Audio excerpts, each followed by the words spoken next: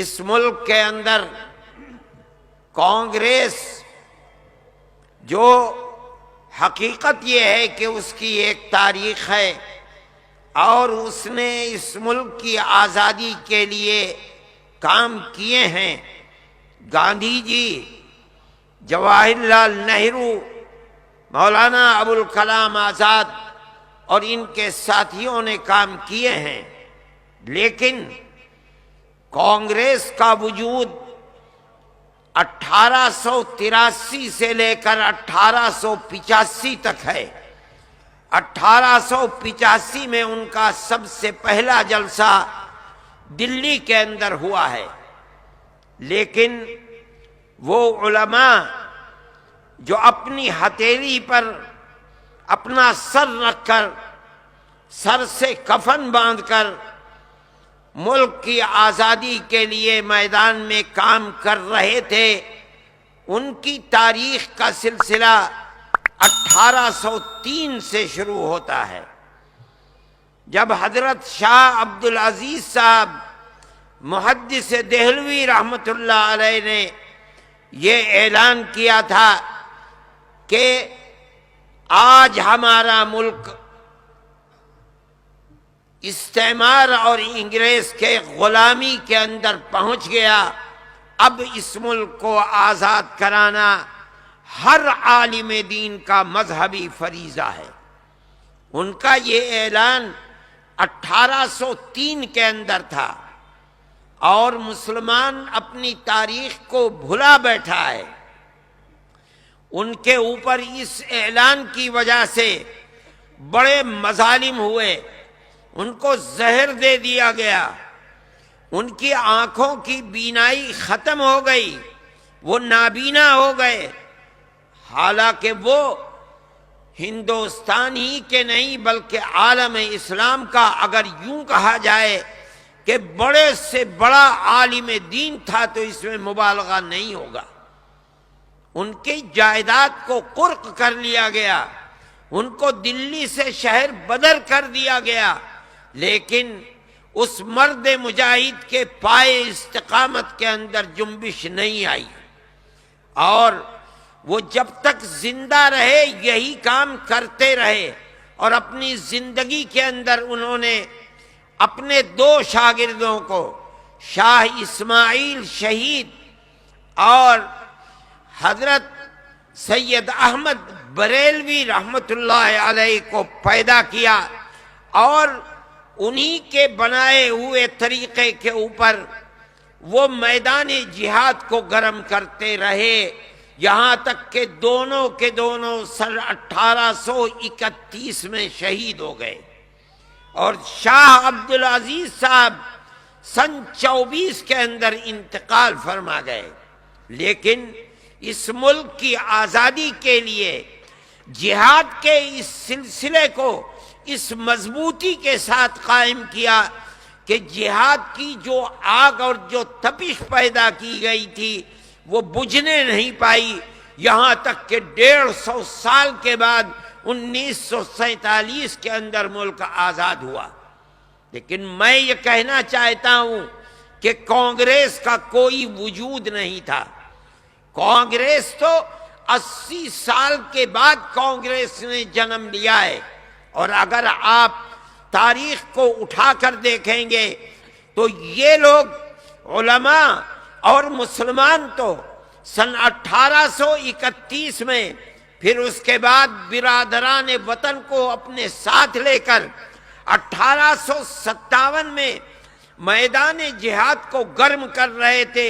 جام شہادت نوش کر رہے تھے، اور ملک کی آزادی سے کم کسی چیز کے لیے تیار نہیں تھے۔ کانگریس سن 85 کے اندر اپنے اجلاس میں اپنے وجود کے مقاصد کو پیش کرتی ہے کہ کانگریس کو بنایا کیوں گیا ہے۔ آپ تاریخ کو اٹھا کر دیکھیے،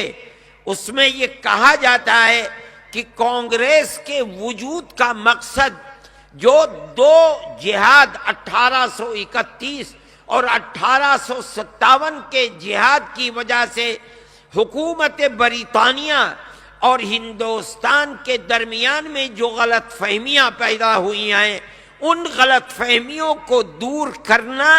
یہ کانگریس کا مقصد ہے، ملک کی آزادی اس کا مقصد نہیں ہے۔ آپ تاریخ کو اٹھا کر دیکھ لیجئے، کانگریس کو ملک کی آزادی کے لیے میدان میں ہاتھ پکڑ کر اٹھانا یہ مسلمان کا اور علماء کا کام ہے، ورنہ کانگریس کے اندر یہ دم خم نہیں تھا۔ اور میں اس بات کو ثبوت میں پیش کرتا ہوں، آج بھی آپ پڑھیں تاریخ کو، حضرت گنگوہی رحمت اللہ علیہ سے یہ سوال ایک شخص نے کیا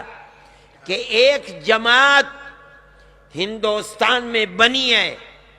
وہ جماعت نیچریوں نے بنائی، یعنی ان لوگوں نے جن کے پاس علم دین نہیں ہے بلکہ دنیا کے علوم ہیں، کیا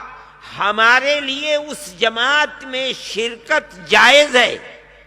حضرت گنگوہی رحمت اللہ علیہ نے فتویٰ دیا کہ جس طرح کسی بزنس اور کاروبار میں ہندو اور مسلمان کی شرکت جائز ہے بشرطے کہ دین کو نقصان نہ پہنچے، اسی طرح اس جماعت کے اندر ہندو اور مسلمان کی شرکت جائز ہے۔ یہ فتویٰ ہے، چھپا ہوا ہے۔ اس زمانے میں اس فتوے کا نام تھا نصرت الابرار۔ پرانے جو لائبریریاں ہیں ان میں موجود ہے، ورنہ جو کتابیں شائع ہوئی ہیں آزادی وطن پر جن میں علماء کے کردار کو پیش کیا گیا ہے، ان کتابوں میں جگہ جگہ نصرت الابرار فتوے کا ذکر موجود ہے۔ اس واقعے کو بیان کرنے کے بعد جب مورخ یہاں پہنچتا ہے، مولانا محمد میاں صاحب